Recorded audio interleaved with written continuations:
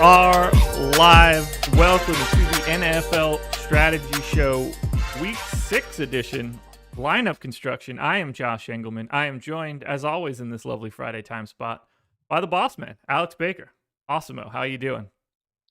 Doing good, man. This week should be a good one. We got Le'Veon Bell traded off the Jets, so I mean these lineups should build themselves with all this Jets value. So it'll be a really easy week for me.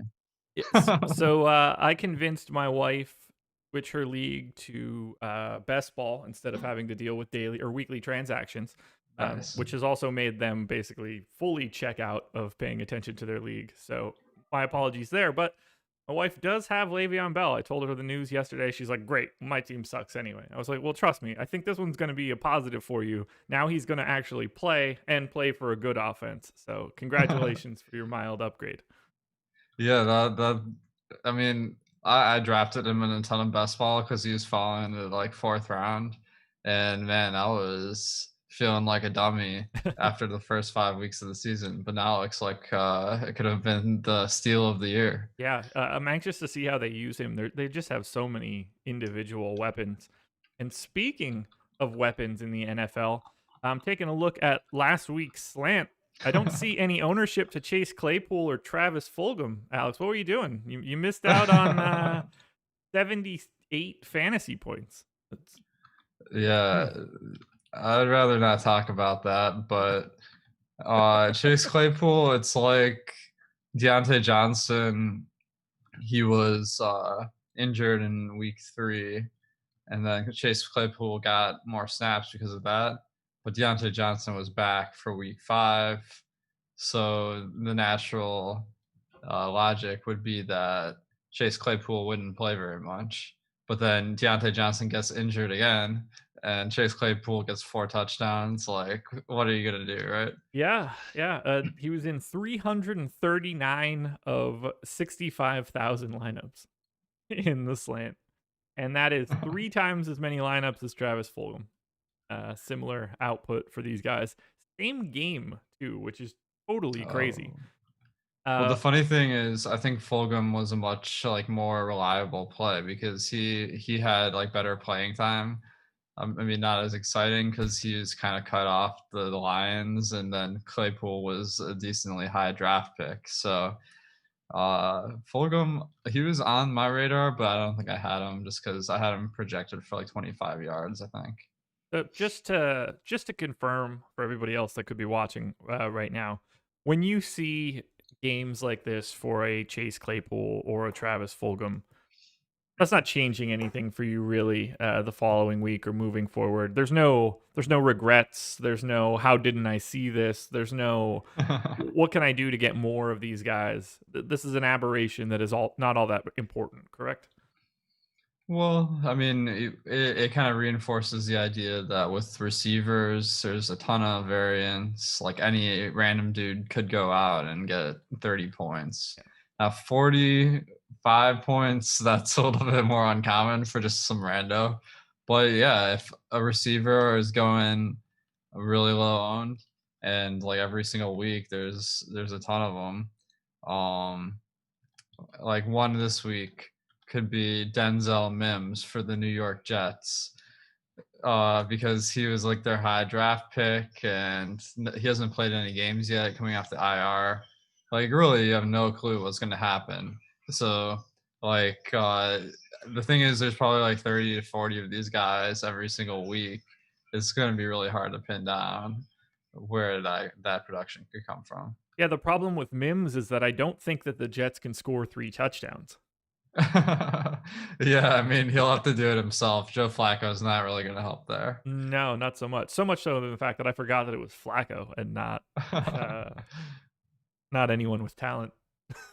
Pour one out for Flacco. Hey, he's got a ring. That's better than me. Yeah, I mean, you gotta give him some respect for getting that ring ages ago.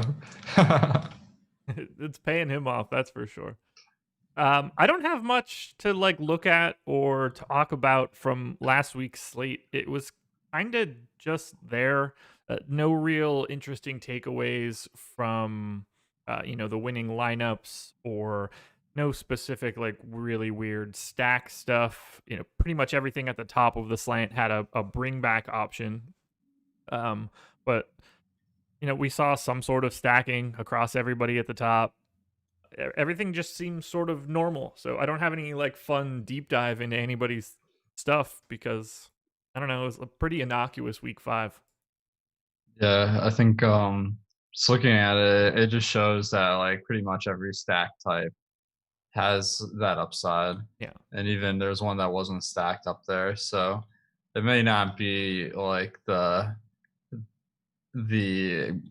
part of your process that you should really like worry too much about because you can make good lineups of every stack type. That's a really good point. You're definitely seeing that over the course of a couple weeks, there are multiple ways to skin a cat. You can get there. You are not, generally speaking, priced out of anything based on the stack construction, unless one game ends up 52-49. You're going to need a few pieces from it. Yeah. Yeah, I think it looks like the run back was pretty popular this week. Yeah. As far as top, so I think that is something maybe that would be a trend. And the thing is, not every week there are shootouts, so like I don't think that is mandatory. It really depends how many people are going for that. But like, how do you feel about the run back to your quarterback? Yeah, I mean, I generally am looking for it. I think last week was a pretty specific, not specific case, but Mahomes had some popularity, and it makes it really easy to bring back whether that's Josh Jacobs or Darren Waller. There were obvious bring back, like high end bring back options on the opposite side of the Chiefs. So I think you're naturally going to get that a little bit more when you have guys like Jacobs and Waller that are like large majorities of their fantasy output. They are the two primary guys for Oakland, and there's not much there behind him. I see a lot of Mahomes at the top, a lot of opponent bringbacks, a lot of Josh Jacobs. Something that I had, much to my chagrin, because it didn't result in me being in the top 28 of what I see right now. But no, I mean, like, I want to have a little bit of everything and check it out afterwards. I want to have a quarterback and just a wideout. I want to have a quarterback and a wideout and a bringback. I want to have a full onslaught stack. And then I kind of want to just hash it out from there because you're going to get a lot of different potential roster constructions by having those different options. I wouldn't want to just price myself into one look. Yeah, for sure. You want to be able to compare different builds and see, which one fits best this week because it may change from week to week. And it's a similar story. I realize this is an NFL show, but it's a similar story to baseball. I don't want to just do, if I'm playing on FanDuel, just 4-4 stacks. I want 4 4s and 4 3s and 4 2s and 3 3 2.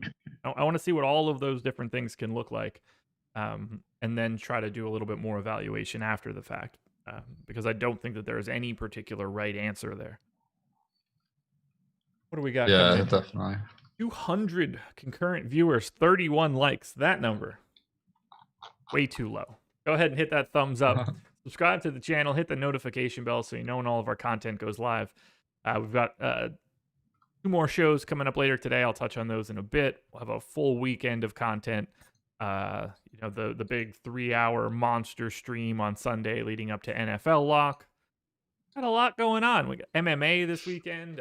PGA exists right now. I got slaughtered day 1, so I could pay attention a little bit less than normal for days 2, 3, and 4. Just a lot going on, even though basketball's gone and baseball is slowly winding down. We still got a few sports left to go.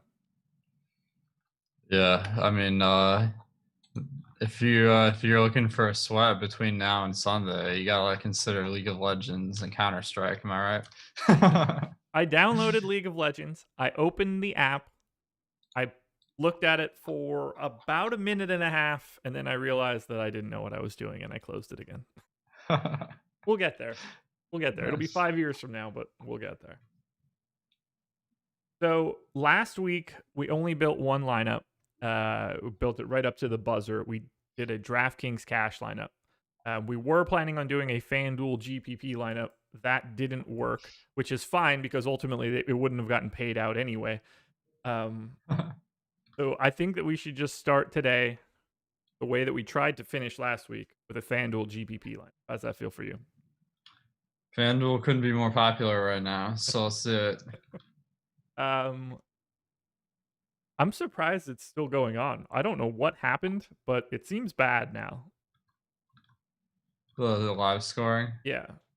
For it to be broken still. It's some industry-wide thing because DK Live isn't working. Yeah.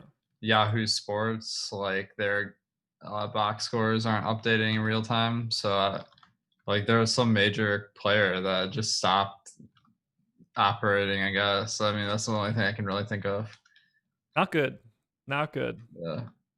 A lot of people don't enable them. I don't play FanDuel. FanDuel, I'm out. So anyway, time to build that FanDuel lineup. Yeah. That's it. I'm going to pull up your rankings as well, or the big board premium feature. If you want to sign up, go to awesemo.com/join. Come get the goods from the boss man himself. Got his big board. Everybody's ranked. Every single player that he has projected for the slate is on the big board. You can get it for $4 a week. Why wouldn't you want to do that? Not even $3.95. Save that extra nickel. Use it on. I don't think that there's anything out there that you can buy for a nickel any longer. 5 pieces of penny candy if this is 1940. All right, so let's start it off now. This is going to be GPP lineup on FanDuel. Is there a person that immediately stands out to you from the big board that you want to have? Well, I think the first game, Atlanta and Minnesota on the lineup builder, like the thing is this game may not happen, but if assuming it does, like Alexander Madison seems like a complete smash because they didn't raise his price high enough, and that Minnesota is a favorite against a weak defense. I mean, I don't see how you could get away from him this week, honestly, aside from COVID cancellation. So I'm with you. Yeah. And it makes a really nice game stack too. So that's going to be hard to not pull the trigger on. So how is it? I'm going to pull up the top stacks tool so people can get a little bit of a look at that. Behind the scenes, this isn't free today, guys. We're just giving away the goods. If I look at the FanDuel top stack tool, Atlanta with the second biggest chances of being the top stack, that is outpacing the current quarterback ownership as well. So outpacing a little bit of Matt Ryan. Minnesota is 5th in terms of top stack odds. Pretty neutral in terms of ownership. So in general, Atlanta and Minnesota looking like pretty heavy odds of being the top stack, something like 18.5% of the time. So is that a direction we're trying to go? Atlanta, Minnesota stack for this game? Not necessarily for this lineup, but I'm just pointing out that like this is probably one of the games of the week because both defenses are so crummy. The thing with making a stack right now is it's going to depend a lot on Julio Jones, like what he's been up to this week. I mean, really, it's going to be good regardless, but probably want to wait until we get that information before we stack up the team.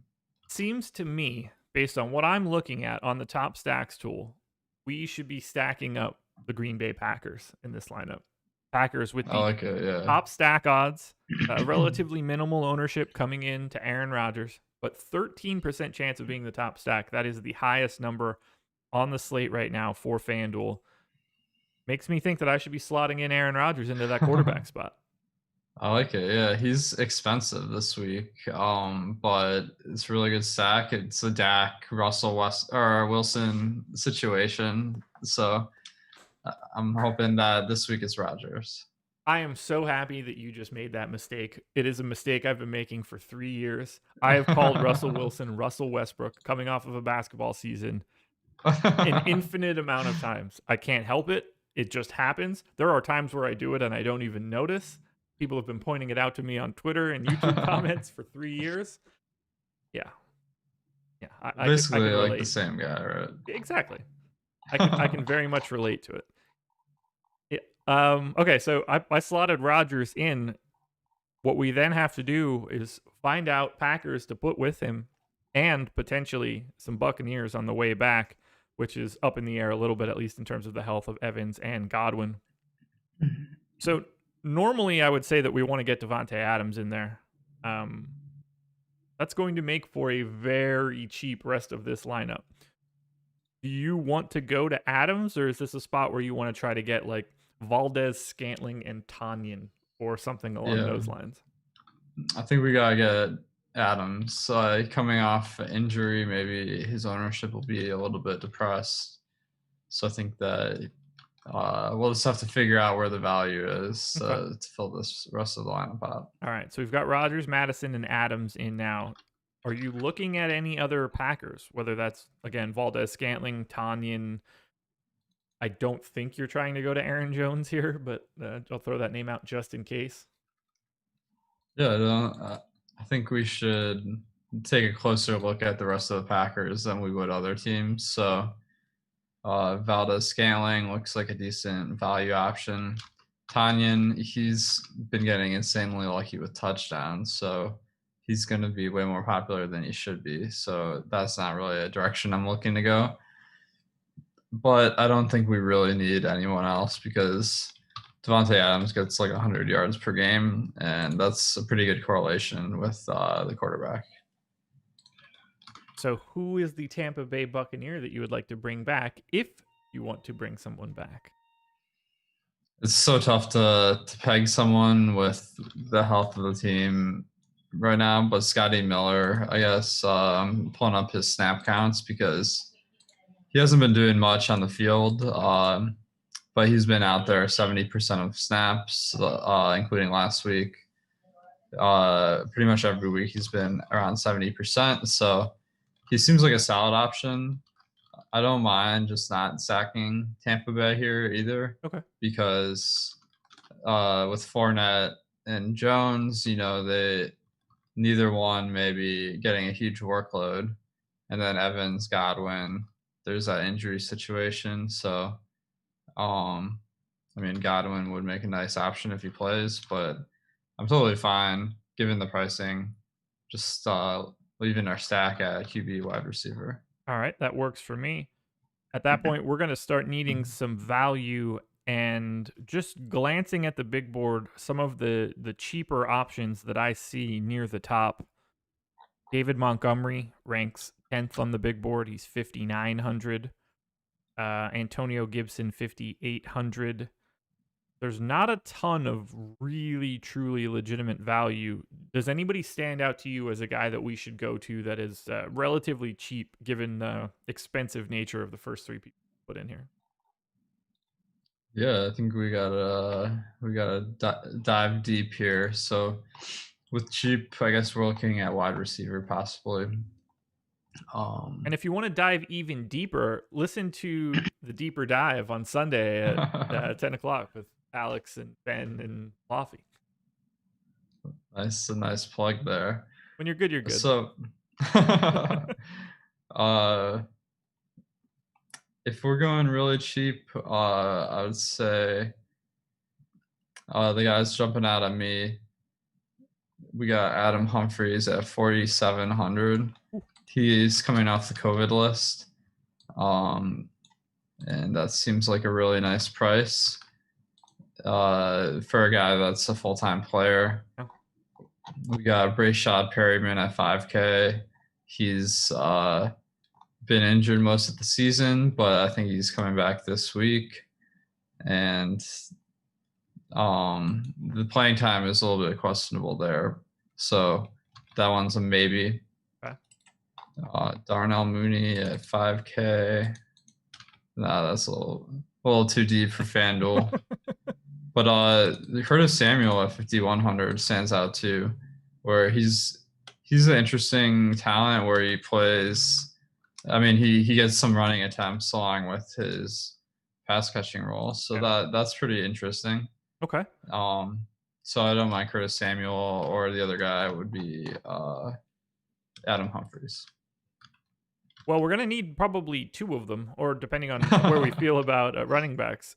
How about we Yeah. how about we slot Curtis Samuel in now, and then we also slot in Adam Humphries. That gives us Yep. 25,800 remaining for a running back, a tight end, the flex spot, and a defense. If we have some money left over and Nice. we can upgrade off of Samuel or Humphries, that'll be pretty easy to transition to a little bit higher of a range of wideout. Awesome. I'm going to sort your big board now at the tight end spot. And I mentioned it before, guys, but if you get a chance, go ahead and hit that thumbs up. It helps us out a ton. Uh, so, Jonnu Smith ended up in the end zone a couple times last week. Does he end up in the lineup again this week? Do you mind going to someone like Jonnu Smith if you already have Adam Humphries? Trying to look at some of the relatively cheaper tight ends that are highly ranked for you. Kittle and Kelsey are the two top ranked tight ends. They're ranked like they're wideouts. They're priced like they're wideouts. After that, it starts to bunch up a bit. What do you see at tight end? Yeah. I'm guessing if Johnny Smith is the best option we can come up with, is probably a pretty weak position this week. Yeah. So, wow, that's gonna be tough.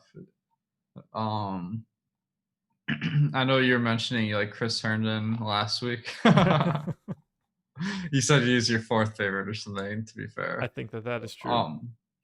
Logan Thomas at 4,800.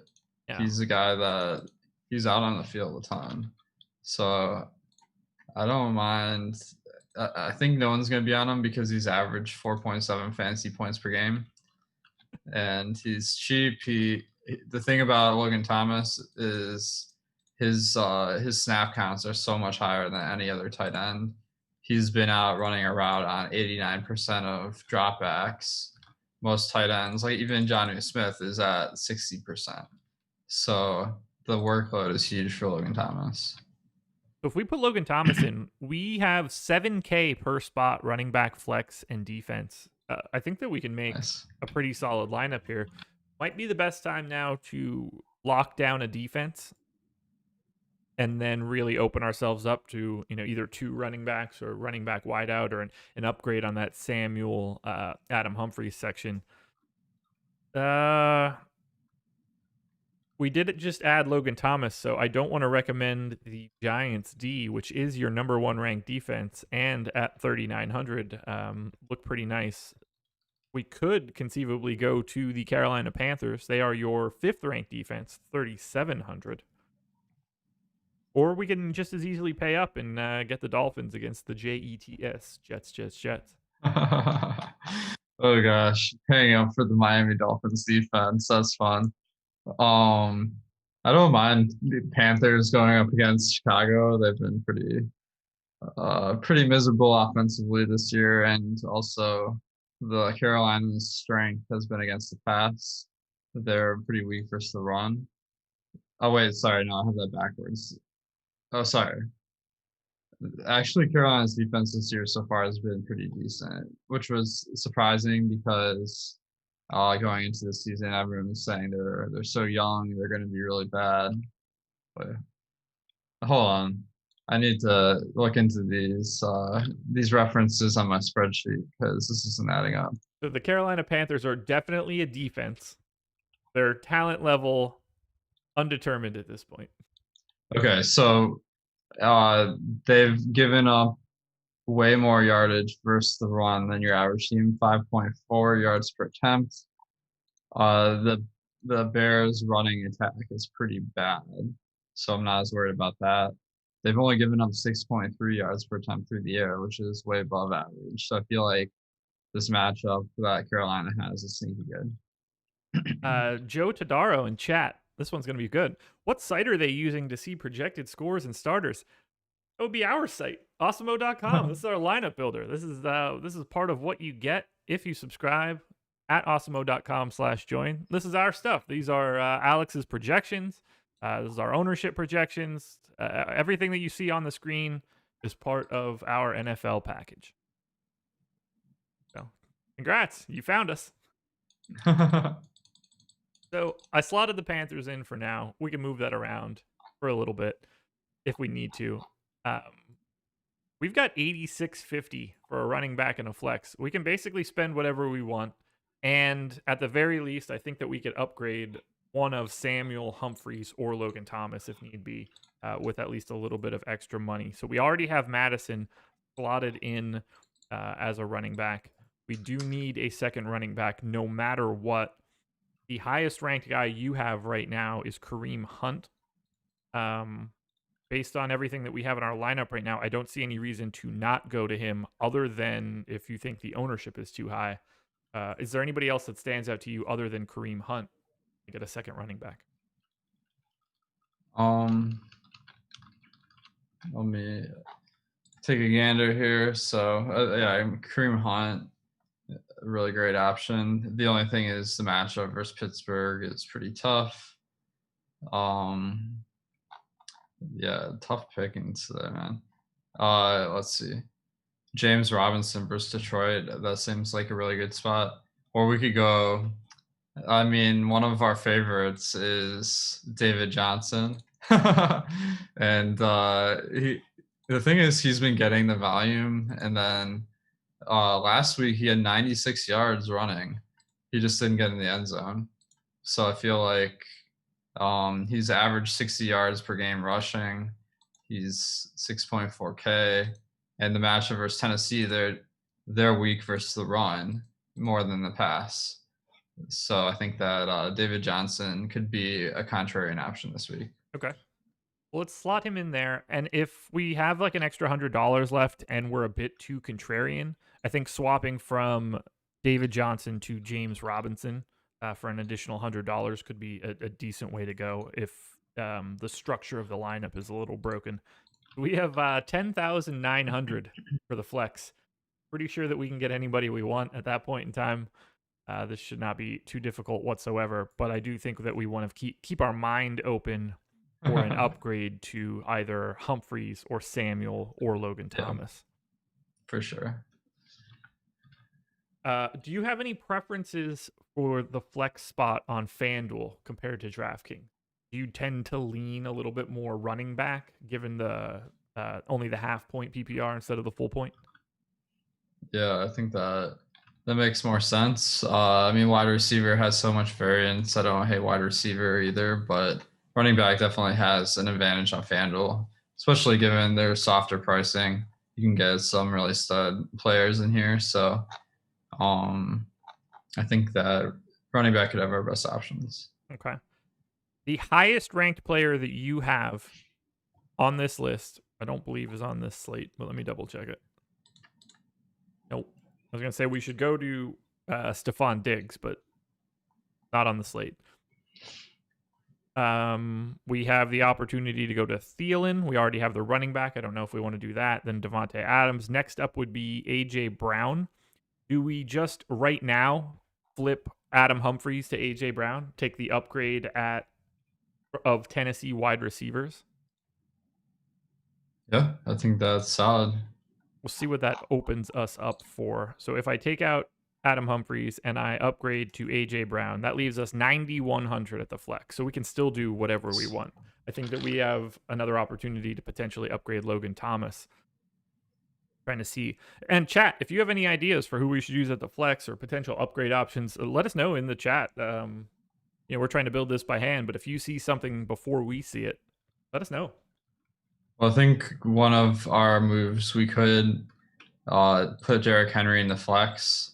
There's a negative correlation to David Johnson being their running backs on opposite teams. So then maybe if we have extra money, so we can flip David Johnson into James Robinson versus Detroit, that's a pretty good matchup.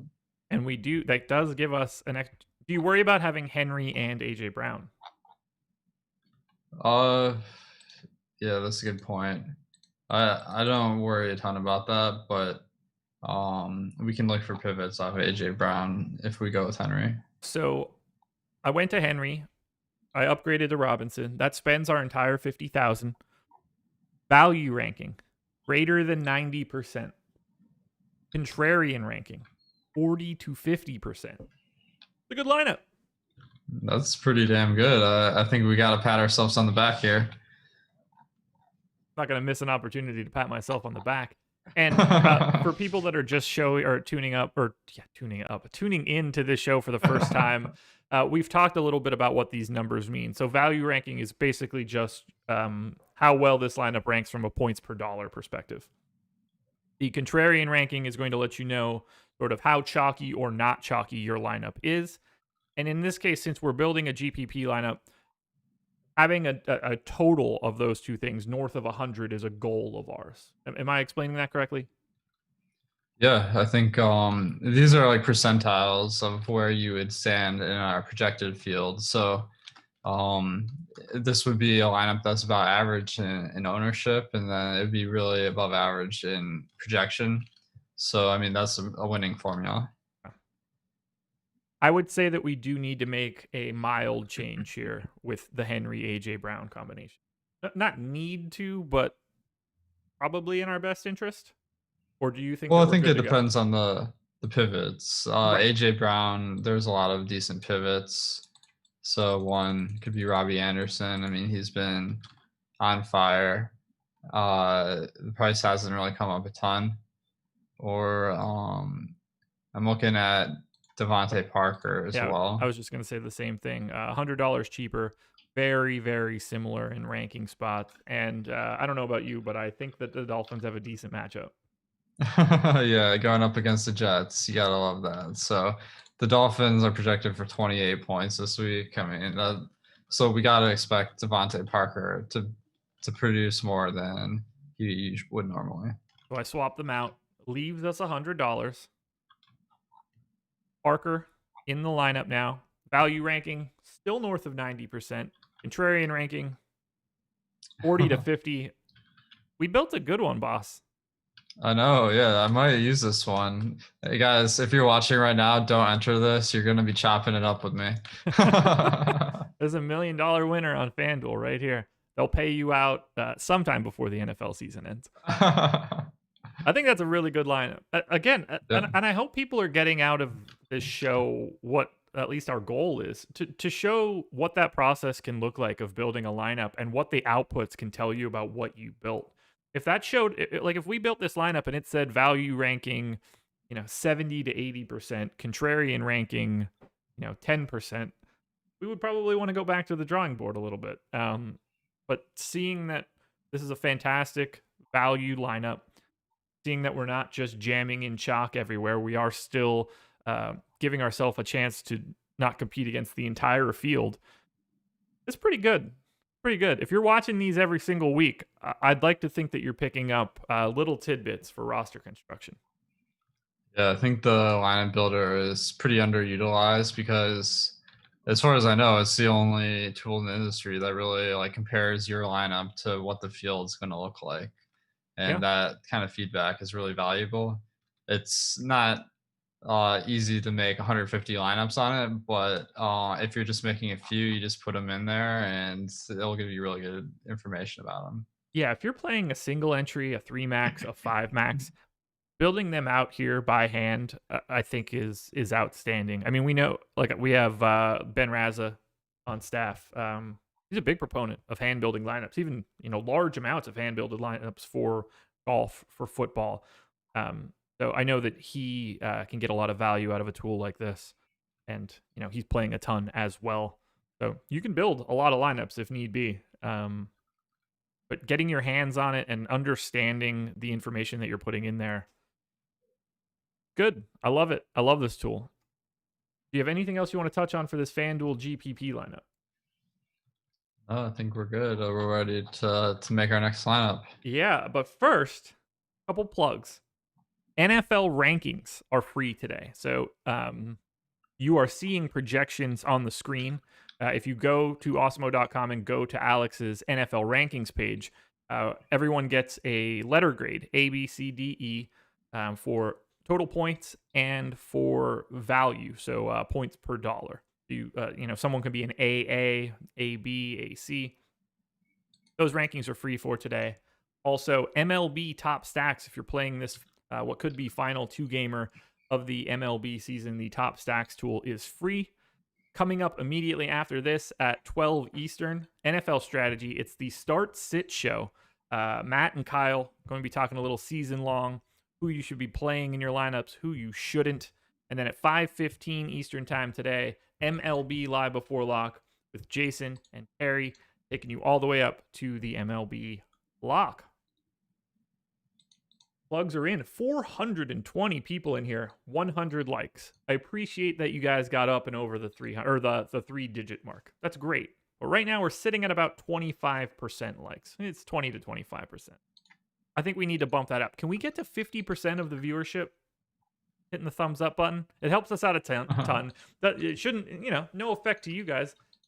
Just helps us. It allows us to come back. So if you could hit that thumbs up one last time, that would be helpful today. Aaron Hicks in chat just asked the question, any DK building today? Well, Aaron, you are in luck. Yes. Right now, in fact, we are going to build a DraftKings GPP lineup. And I think that it's fun to do because obviously pricing different across both sites. Scoring system slightly different.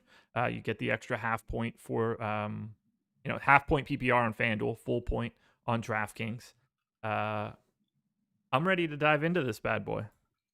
Nice, man. Yeah, we gotta make this a good one because Aaron Hicks, I assume on the off season he's throwing down big money on these tournaments. So let's give him a good lineup to work with. Alrighty, let's do it. I'm gonna switch over to the Top Stacks tool DraftKings edition. I'm gonna switch over to the big board DraftKings edition. And right out of the gate, I'm seeing similar stuff. Top stack on DraftKings. Once again, the Green Bay Packers. No ownership really coming into Aaron Rodgers. The Falcons, number 2. Not a ton of ownership coming in for Matt Ryan. Do you want to go a different direction than the Packers, or do we want to do the Packers version of this DraftKings lineup? Let's do a different one than Packers because, Okay. I mean, I'm sure we're going to have a lot of different stacks this weekend. So let's see who else stands out. Baltimore is 4th in the top stack odds. Not all that much ownership going to Lamar. We'll probably get a lot of questions about stacking with Lamar. Is that a direction you want to go? Or is there a team that you see immediately that you would like to go for? Yeah, let me take a look here. So obviously Atlanta, we kind of pegged that game as a big opportunity. I like the Lamar call. That makes a lot of sense. One thing, I think Derrick Henry could be really popular, but then the Tennessee stack also, because AJ Brown is so underpriced on DraftKings, maybe that'll be more popular than we might expect. Okay. So and then I mean, these ownership numbers are going to change a lot throughout the week. Carolina, really good team to stack. Tough match versus Chicago.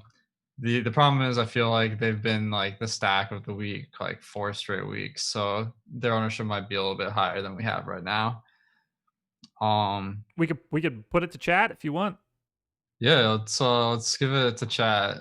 Who do you think, based on this info, we should stack up for DraftKings? So that'll be fun. We want to just take the first answer, or like the consensus of when everybody starts putting them in. Let's put in some flex players first, and then we'll put in our stack. Okay. Once we get some info here. Jordan Sadler says Green Bay.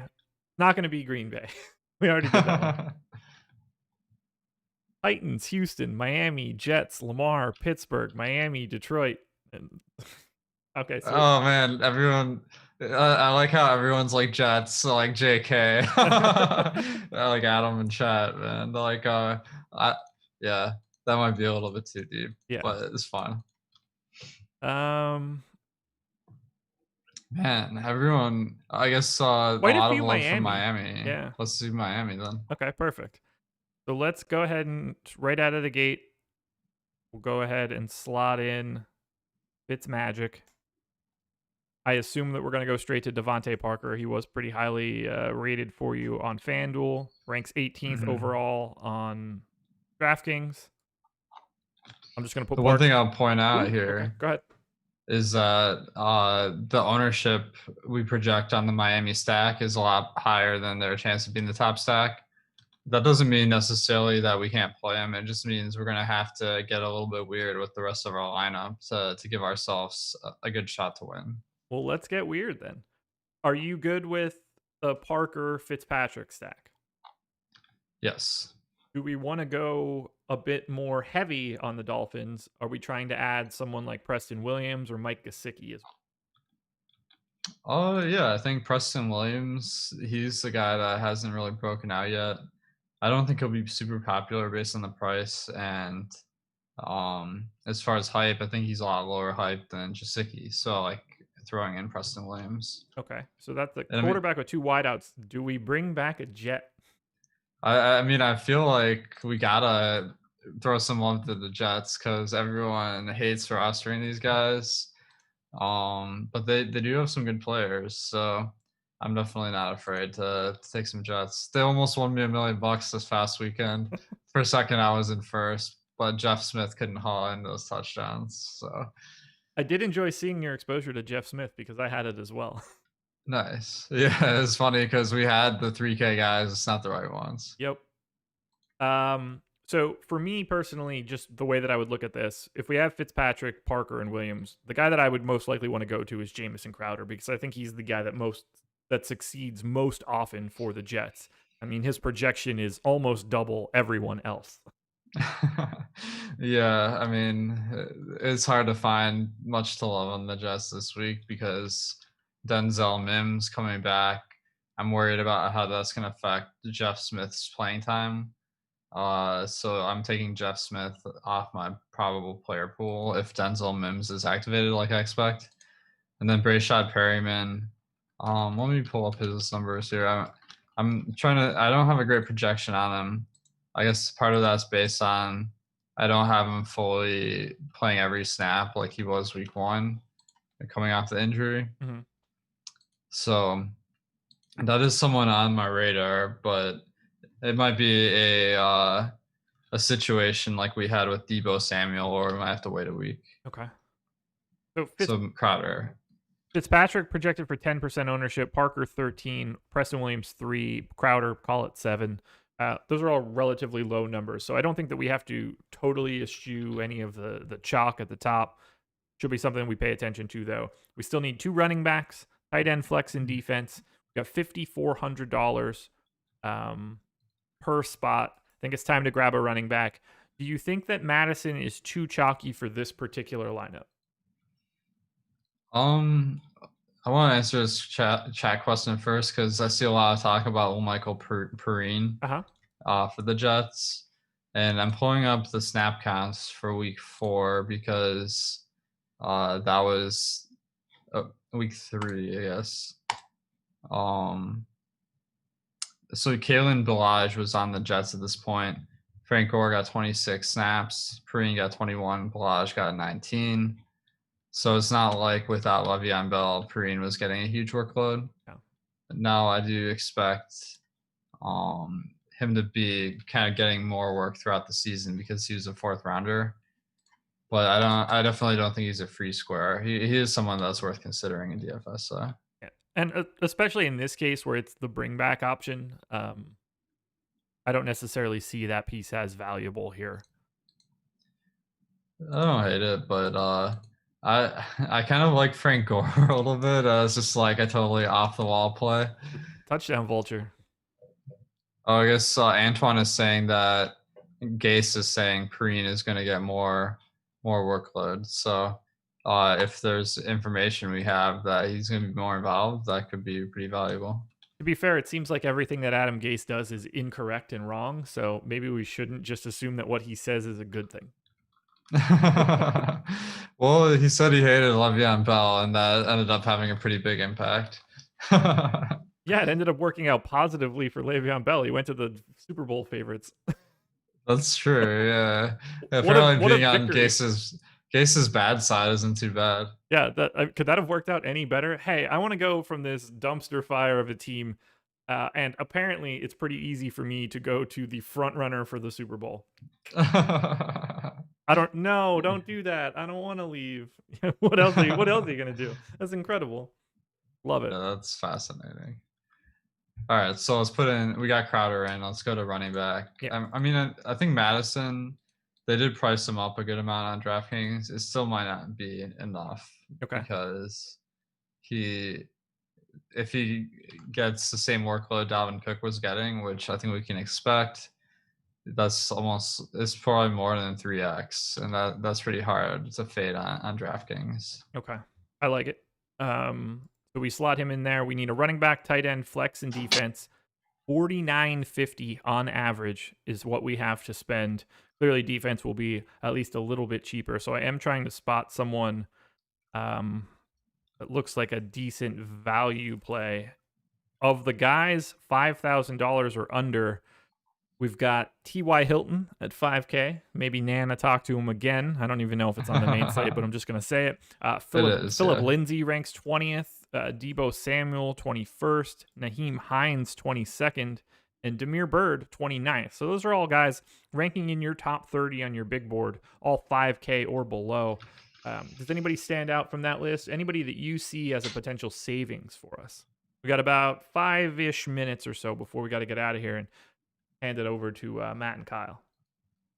I think all those options are good, obviously, because that's what this is sorting of the best players to worst. Yeah. T.Y. Hilton is a favorite of mine because he's like the buy low guy, but I think he'll be popular in pro lineups this week.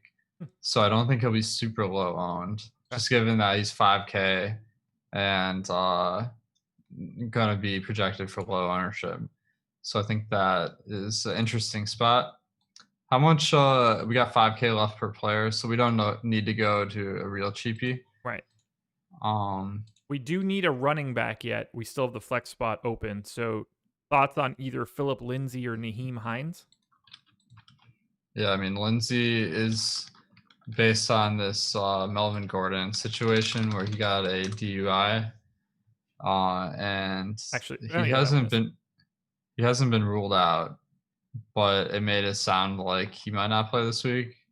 But it's really going to hinge on that information, so I don't want to put him in now because, yeah. So would that be Hines then for you? Hines is 4K. That's pretty intriguing. So another guy that he really hasn't broken out. His workload has been pretty inconsistent as well. But going back to last week, he ran routes on half the plays. And let me pull up his rushing attempts. There was one week where he was hardly involved at all, and I think that may have soured everyone on him. But last week he got 18% of the rushing attempts, 50% of the passing attempts. So not like super exciting, but good value. Okay. And we could easily upgrade if we have some salary left over. That could be the first spot we go to. So that leaves us 5,250 or 15,800 total for tight end, flex, and defense.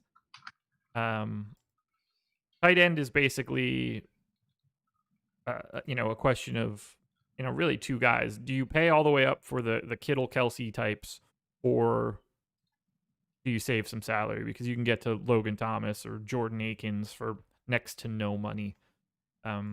How big of a gap do you need to see for Kittle and Kelsey before you just simply drop down to someone like, I don't know, Zach Ertz for 5K?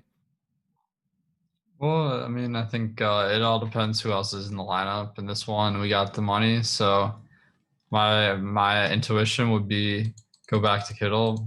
He stunk last week. Maybe that will bring the Jimmy G haters to fade him. And good news is it's not on the slate. Oh, it's not. My bad. Hey, look, that's not bad. We got all the way to 11:52 before we named people that weren't available. Yeah, Kelsey also is on the Monday night game, so I guess that's what we were talking about earlier with tight end being just hard to fill. Yeah. So at that point, then it's either save money or go to Ertz, right? Because Ertz is going to be ahead of Mark Andrews on your big board. Yeah.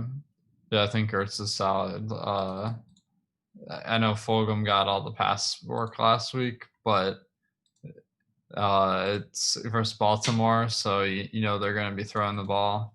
That gives a lot of upside because, like, the game scripts. They're a really tough matchup, but the volume's going to be there. So maybe it's kind of like a Miles Sanders situation from last week where no one was on him because of the matchup. Yeah. And he went out and was like the necessary play. So Zach Ertz could easily be that this week. So your top ranked defense is the Dolphins, but since we're in a bit of a Dolphins Jets stack, I don't think we're going to go that direction. Yeah. Next up would be the Giants going up against the football team. Seems like we should slot them in right out of the gate and then move forward to filling out the flex spot. Yeah, that's solid. We have 7,600 for a flex. Obviously, we don't need to use all of that, and we could upgrade the running back spot. But the highest ranked guy that you have would be Derrick Henry at 7,300. Yeah, let's put Henry in there, see how our lineup stacks out, because he's one of the top plays of the week against Houston. Just a really great matchup. $300 remaining. 147.11 projection. Value ranking, greater than 90%. Contrarian ranking, 50 to 60%. Boss, we're good at this. It's almost like we should have you should have a DFS site or something. That's not a bad idea. I like the idea, at least. In theory, we could try to move some pieces together or move around to upgrade. I'm sure we could take a step back on defense, save a couple bucks, But for right now, I don't know what we would want to change. This is a north of 50% contrarian ranking while also hitting a peak level lineup from a value perspective. This just looks good. Yeah, solid. So you guys know the drill from the previous video or from the previous lineup. Don't play this in the millie, guys, or else you're chopping with us. That's right. Keep an eye out for that Melvin Gordon news, because that could make us make some pivots. But yeah, solid lineup. And no drinking and driving. Come on, Melvin, what are you doing? Yeah, for sure. It's 2020. You don't have to do that. 500 viewers in here. We're peaking at the end. 159 likes. One last call to hit the thumbs up before we turn this one over to Matt and Kyle in the Start Sit Show. So if you are playing season long, it's not going to be the same link, but stick around on the channel. We have shows nonstop. So tune in. Try to figure out what you want to do for this week in season-long fantasy. Alex, final thoughts before we get out of here. Yeah, I think it was fun. We did a nice job balancing the ownership and projection, and that's really what you want to be doing on a weekly basis. So I hope that gave everyone some insight. And it seems like everyone in chat really has great ideas for which directions they're going to go with their lineups this week. So I think it should be a good week. James Perkins says, excellent show. I couldn't agree more. Stephen Leibowitz, good stuff, fellas. We're happy to do it. We're happy to have you guys. Thank you so much. Thumbs up on the way out the door. Subscribe to the channel. Subscribe to the podcast feed. Subscribe to the website, awesemo.com/join. Alex and I will be back for this show once again next Friday at 11 a.m. Eastern time. I don't want to do a show at 11 p.m. Eastern time. I'm going to be asleep for sure. Good luck this weekend. Tune into everything we have Saturday and Sunday, and we will talk to you again next week.